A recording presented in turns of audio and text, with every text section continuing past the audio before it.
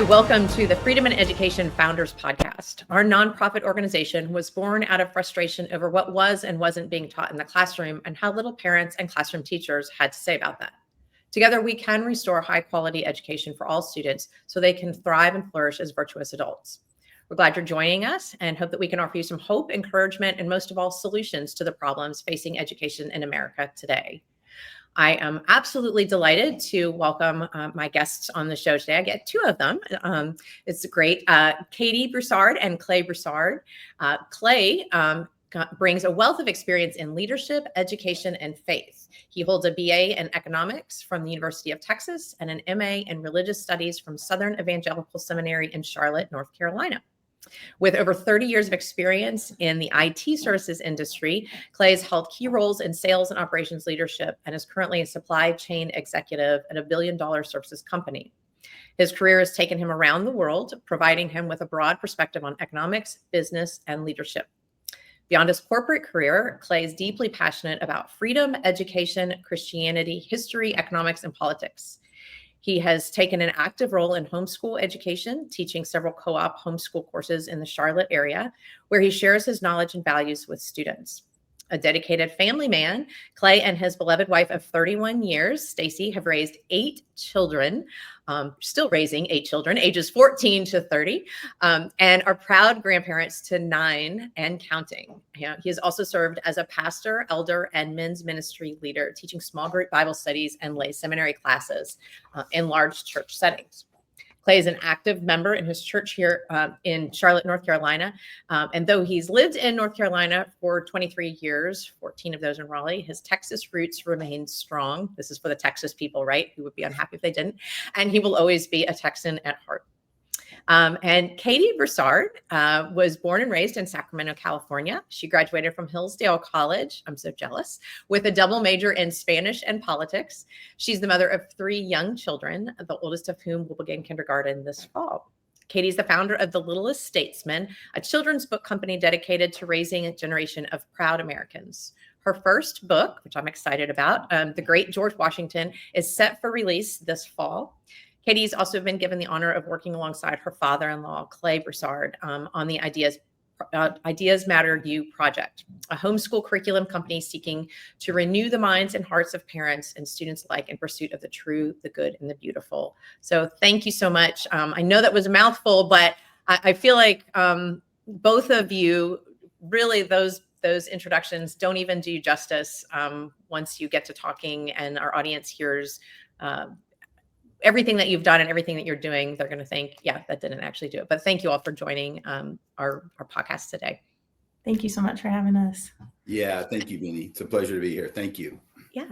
So I crossed paths with you accidentally when I was in DC, met your daughter, and we got to talking about curriculum, education, whatnot. And she shared a bit about her homeschool experience, which I was just enamored with. And then, she told me that she went to Hillsdale. So then, of course, we had to keep talking more. And then she connected us together and to talk about the project that you all had created together, the IdeasMatterU. And I just pulled from your website, and it was in Katie's bio just a little bit, but from your website, it says, IdeasMatterU offers content including full high school courses that will awaken all learning into a grand adventure in pursuit of the good, true, and the beautiful, challenging parents and students alike to active participation in the great conversation. I just absolutely love that. And I'm going to stop talking now because I want both of you to really talk about, tell us how this evolved from, like, where did this even come from? Yeah, sure. It probably started with me first, although Katie's been absolutely instrumental, just because, I've had the 8 kids and Katie's only on 3, so she's got to catch up, right? So, but it really just came out of our, let me say it this way, and I'll be as brief as I can here. I didn't really grow up saved, so I grew up in Texas, and when I got saved as an adult, started having kids, obviously, pretty quick after I got married. 6 months after I got married, my wife was pregnant, and it seemed like she was pregnant ever since, right? So with that, we decided, hey, what are we going to do about education? We didn't have a lot of money. We were like, okay, so we said, well, we're going to jump into this homeschool thing. And we looked around at various curriculums, and we profited greatly from those. But I think the Ideas Matter project that's where it was really birthed, in just those basic, one foot in front of the other. Let's get through this day. Let's teach our kids to read. Let's teach them 2 + 2 is 4. Let's teach them God created the world, those types of things. And slowly but surely, kind of with my business interest and then even my intellectual interest in pursuing higher education, it really just started to flower. And I started teaching a lot of co-op classes to various church groups that were meeting. And that's kind of a common thing that's going on right now, is all these Christian co-ops. And then as Katie came on the scene, she was like, hey, we should take this and turn it into, kind of an online curriculum company. Yeah. So this is really her idea, taking what was there and really kind of making it more of a real professional product that has a wider reach, as opposed to just kind of, a more limited reach and things like that. So that's the real birth of what's happened here. Katie, you want to add something to that? Did I miss anything?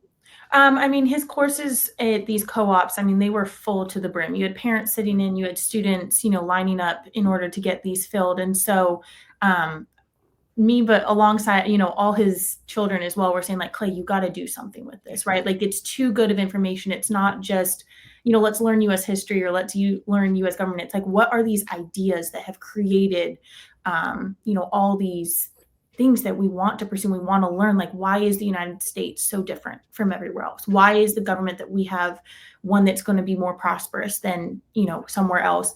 And these bigger questions are not really asked anymore. And, as I had the pleasure and the honor of going to Hillsdale College, and like, that is what we're taught. You're taught how to question, you're taught how to learn, and I grew up in the public school system where you just kind of go and you learn what they teach you, and you basically learn what you need for AP courses in high school.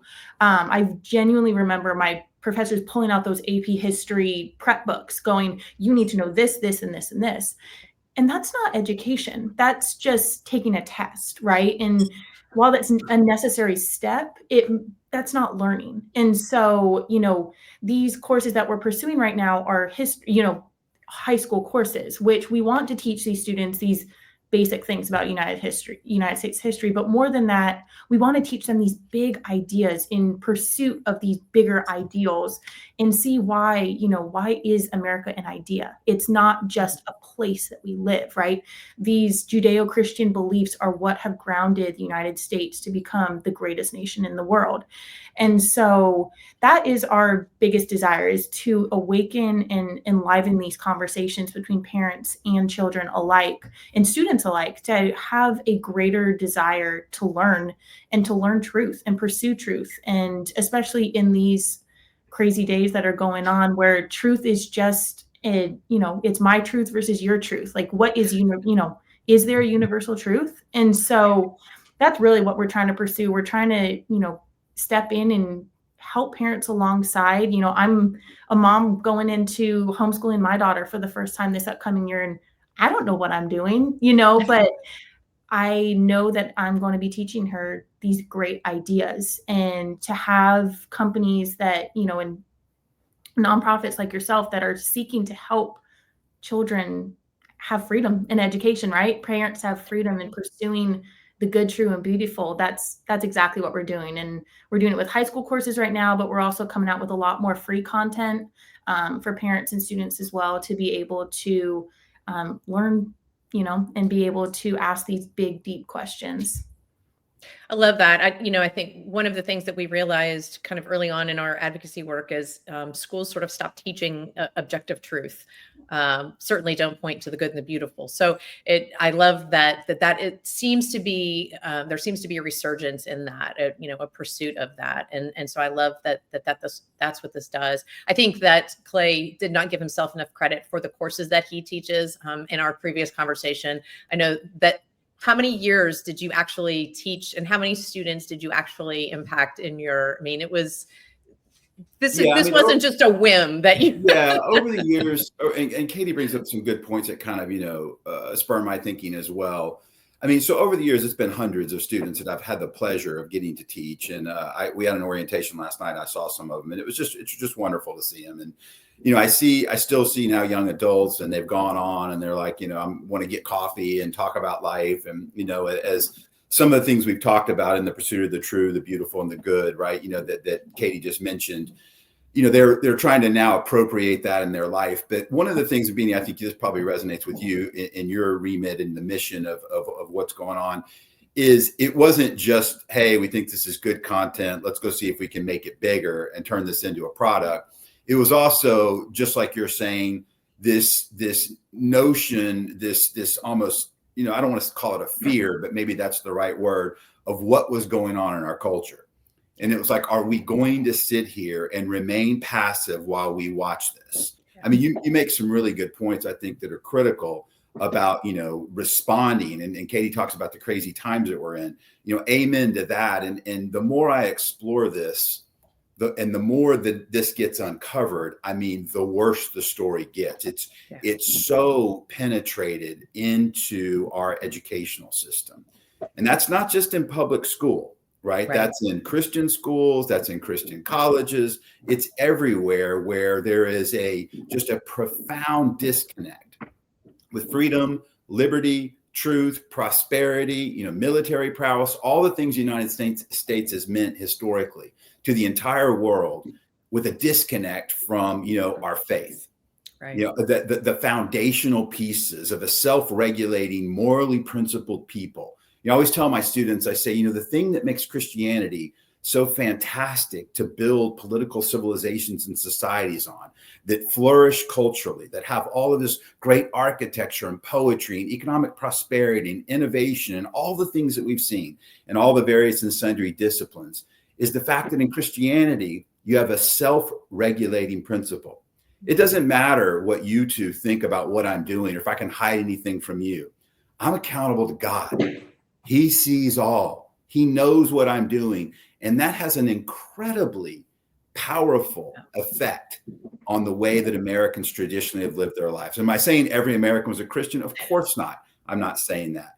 But those principles, that ethical principle, has been so foundational to building economic prosperity, liberty, this great nation, the Western tradition, and we all know it's being attacked. It's been attacked deliberately. And so there's just this will to say, well, I can't just stand here and watch this. I've got 9 grandkids and more on the way, and still young kids. And so you just want to enter into the arena and say, what can we do to try to, as you're saying, Beanie, because there is an awakening going on. You're precisely right. How can we just throw fuel on the fire of the awakening and really help to illustrate the problem, diagnose it properly, and then say, this is the great antidote. It's the founding principles of our faith, the political formation, of the Western tradition, limited government, and this great country. So that's kind of where I would add on to kind of what Katie said about, it's also to a certain degree a reaction to what we've seen as well. The Ideas Matter project is. Well, and I, listening to what you're saying about, making sure that the principles of our founding are passed on to the next generations, compared to Katie saying she distinctly remembers the teachers pulling out the, you're going to need to know this for the test kind of thing. There definitely has been a shift in the way that history has taught, specifically history of the United States. And I think, while I do think it's important to know names and events and dates and that kind of thing, I think that it's even more important to really understand the principles that we were founded on. So I guess that takes me into, and I want you to explain to the audience too, sort of how this works and that kind of thing. I guess it's a twofold question of, why did you start with U.S. history? Because I know that you have intentions of doing more. And then also just tell the audience like how this works. How do they, let's say there's, homeschool families, or actually there might be teachers who are interested in, subscribing to this and learning more content on their own. There are more and more teachers who are really hungry for solid content. So, why did you start with U.S. history? And then how does this start sort of as a platform? How does it work? Yeah, so I'll take the first question briefly, and then I'll hand it over to Katie, right? So I think the U.S. history was near and dear to our hearts. It also, just sheer pragmatism and utilitarianism. I was teaching it at the time. So That's fair. That's fair. Yeah, so it was like, okay, hey, this is kind of, fresh up there. So we started there. Now, I would say that I'm very, very passionate about the story. No one can know U.S. history exhaustively. the more that I know about it, the more, the more it literally just makes me emotional about how passionate and proud I am of this country, even with, ugliness and racism and, misogyny and things that have happened. And I'm well aware of all of those things. The thing is I've just been so fortunate, blessed by God. I've been in about 30 different countries, and I've seen how the other half lives, as they say. And I'm like, so where are we going to go to? Right? Where's better than this? Right? And we all know the answer: nowhere. Right? So, so to me, it was kind of just pragmatism on U.S. history, though. I don't want to act like I don't care about U.S. history. I really, really do. Right? And then Katie, you can kind of tell them how it works, and even like just initially just signing up to our mailing list would be good. Yeah, for sure. So as Clay was saying, like, signing up to our mailing list, we're going to be starting to send a lot more free content. We literally have our web designer working right now on an entire additional page on our website to provide. We want to have these like collection of shorts for different topics, World War II or, COVID, all these different things that will be like 5-minute to 10-minute videos of just free content for parents and students and teachers alike to just learn some more information about a specific topic. But our first course, as we've been saying, is U.S. history. We have a subscription model. We recognize that, homeschooling is expensive, and, trying to educate your family or yourself, it adds up, especially when, you come from a household of 8 kids. And so it's $35 a month. This is unlimited access to the courses that we have online right now, which is our U.S. history one. We've got a few more in the pipeline coming by the end of this year. But that allows all students in a family to use it at this point.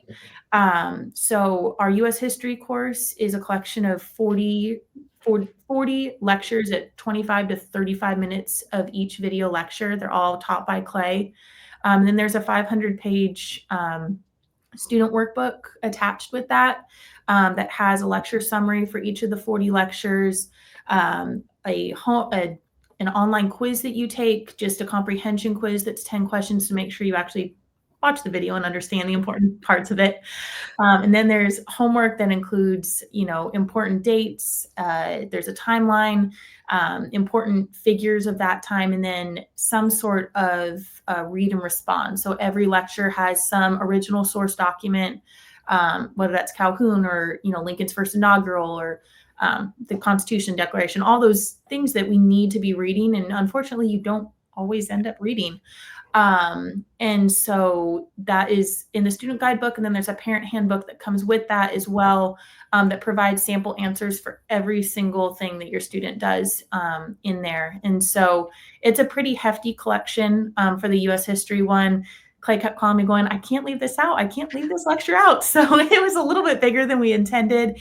And it goes up into President Trump's first term. So it's pretty lengthy, and I think Clay intends to expand on it a little bit in the future. But along with that, we have government and econ that we're currently working on, and then a modern world history, and then a Christianity course as well. Those are the next few that we have. But we've got big plans to be moving into, the mathematics, the sciences, the arts. We'd love to be able to really expand it outside of high school as well, ideally. But I'll say high school, I believe, is Clay's, sweet spot. And he has a really incredible way of bringing students in. And even if you don't like U.S. history, he makes it really interesting and exciting. And his own passion for it is really incredible to watch. And you can't help but get right into it. So we're very excited and really excited for the future for what we can offer, both free content and then obviously courses as well. That's fantastic. And I know I've taken some of the online Hillsdale courses, and my favorite ones are the ones you can tell that the professor is just like, this is their niche, right? It's the thing. So whether it's the most interesting thing I've ever learned about or not is beside the point. they Right. love it, and it makes a difference in the course. And if I'm not mistaken, your quizzes are set up a little bit like that. You listen to the lecture and take. So if anybody listening or watching has ever done an online course for Hillsdale, it's similar to that setup. So yeah, which is great. And I think I was sharing with you all that when I go and take the quizzes, if I don't get 100%, I go back and retake the quizzes, which, there's something to that, because, just making sure that you get that stuff on your own. So there is material for parents who are the teachers in that setting. So if they need the background information, or, that's one of the things that I've heard from classroom teachers, not as much from homeschool parents, because what I find in homeschool parents is that they are like the best students out there. They're so hungry to learn so that they can teach their children. But the teachers are saying, we didn't get the content in school, and now we're supposed to teach our students this. And so I think when I first learned about this, I thought this sounded like a remarkable tool for teachers that just wanted to kind of take that next step and learn the content, that they could subscribe to this and sort of be the student learning alongside this. So it's exciting to hear that you're going to be offering other subjects, and I'm sure that they're going to be just as great. And Katie, you're going to get lots of experience in these next few years with the earlier grades. So maybe you just come in behind and build out those earlier grades. But I'm also excited about your book that you have coming out. So I think that will be sort of an entry into, I don't think we should wait until middle and high school to teach kids about the history of our country. And unfortunately, that's what ends up happening a lot of times. It just sort of gets set aside. So currently this is for homeschool families, homeschool co-ops. Could this be used in a school setting? Anyway, could you envision that? I think I would say absolutely it could. Just to be totally transparent, like our business model, even our target audience is really, still, because we're in our formative phases here, early days. So I think all of those things are still totally up in the air.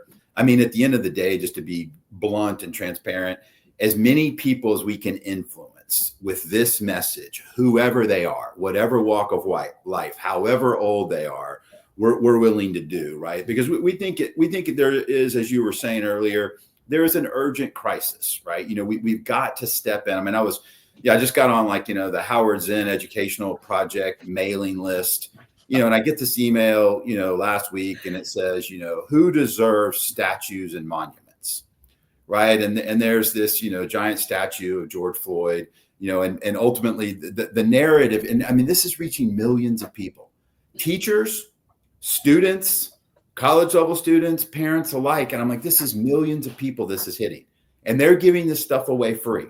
Yeah. Right. So forget the commercialization, right? That's a wonderful byproduct of this. It's like, we've got to enter into the arena. Something has to be said and done about this, right? We can't allow this to just continue to grow and expand. And I think, like you're saying, Beanie, I know your passion as well, is that we are going to do something to try to, really counteract that and tell the real truth about these things. But that said, so I would say who our target audience is, where it could be used, all of those things are wide open. We would be willing to have it used any and everywhere that anybody was interested in. And hopefully, the truth of what we're saying, the passion, enthusiasm, the professionalism with which we're delivering the content, all of those things would speak for themselves. Just like on those Hillsdale courses, we're drawn to them. Right. It's like, okay, this was fantastic. When do I do the next one? Right. Exactly. So hopefully it'll be just like that. Yeah, that's awesome. Anything you want to add, Katie? No, I agree 100%. We'd obviously be willing to work with anybody to cater it to what they need.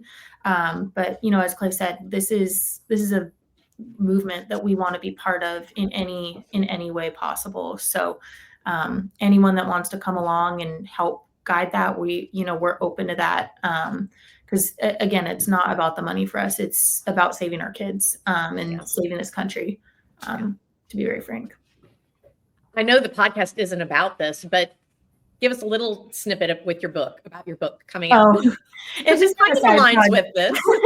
It's just a side project that I wanted to work on. My daughter last year asked me on the 4th of July, what is this? Why are there fireworks and parties and parades? And I didn't know how to answer it as, what books do I offer my daughter at 4 years old? There's wonderful books of the songs, America the Beautiful, God Bless America, Star Spangled Banner, but there aren't books that are teaching our kids about our founders. There are books out there around the 8 to 10 range where, Who is a big series that, we all grew up with. But there's nothing for young kids. And so I kind of had the revelation of if she can know who, Cinderella is, why can she not know who Martha Washington is? I mean, there's no difference. And I think we're doing them a great disservice. And this goes, obviously hand in hand with Ideas Matter You.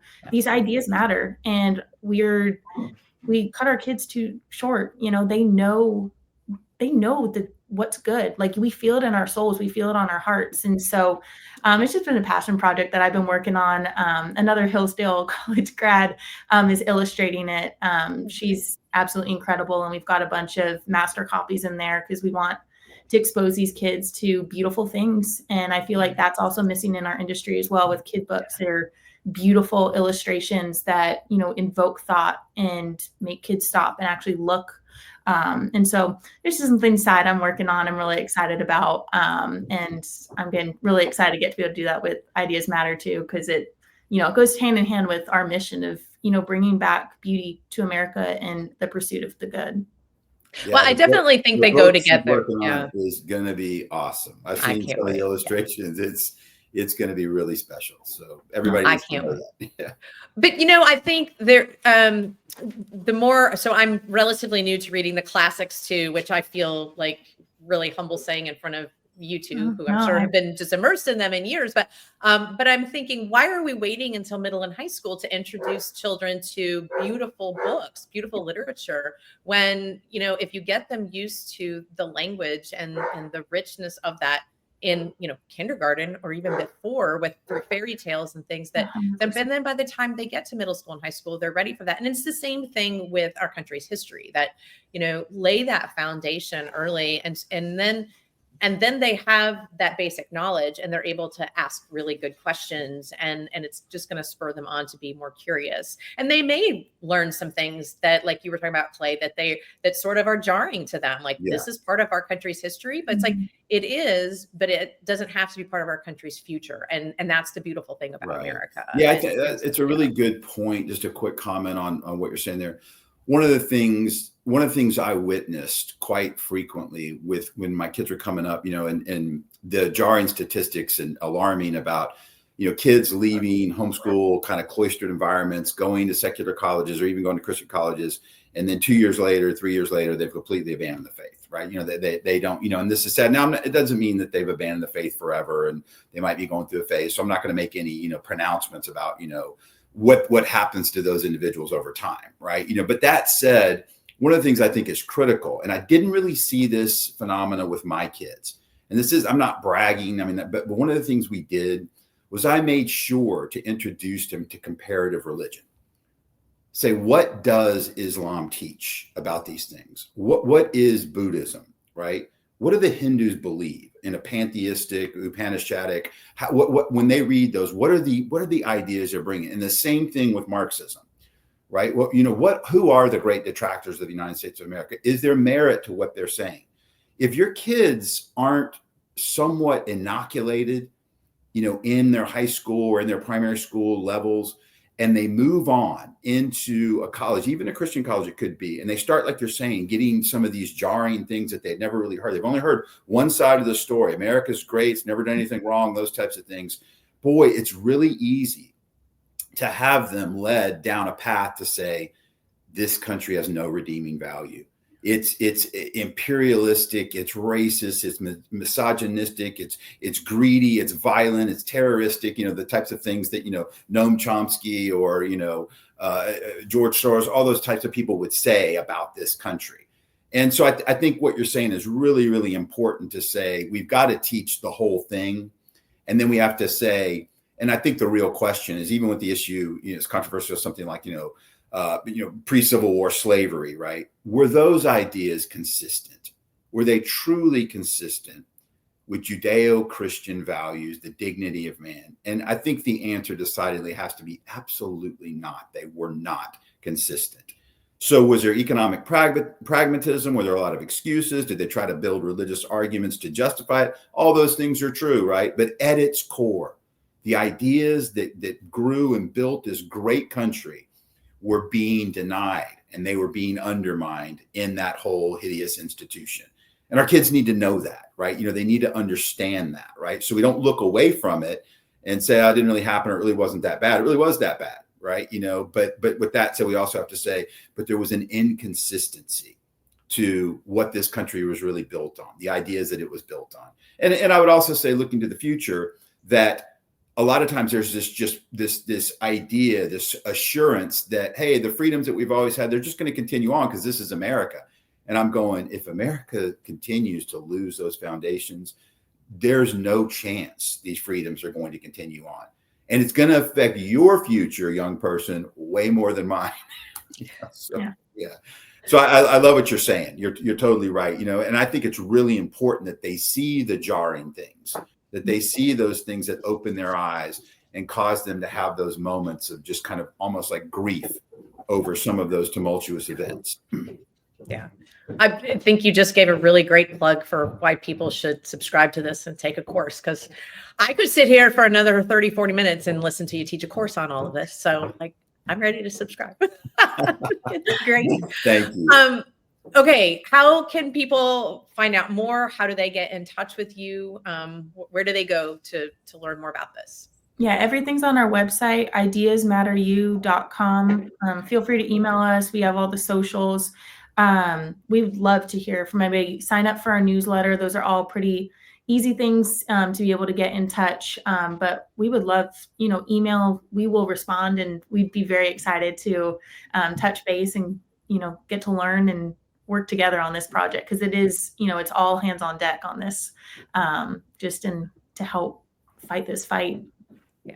I mean, just even coming at it from this is a family affair sort of thing, that I just think that in and of itself is just so unique today, and also beautiful. And so I love that part of it. And I hope that whether it's homeschool parents or teachers that are interested, or maybe there are students who come across this and they are interested, I hope that they'll reach out and we'll learn more about it and start participating. And, every student who subscribes and takes these courses will make a difference in the country. So I think that's a wonderful thing. So thank you both so much for what you're doing, for what you've created, and what you will continue to create. Katie, I can't wait for your book to come out. And I can't wait to hear feedback from people who have participated in these courses and talk about how it's really impacted them. So thanks so much. Awesome. Thank you so much for having us. Absolutely. Take care. Right. Bye-bye. Thank you.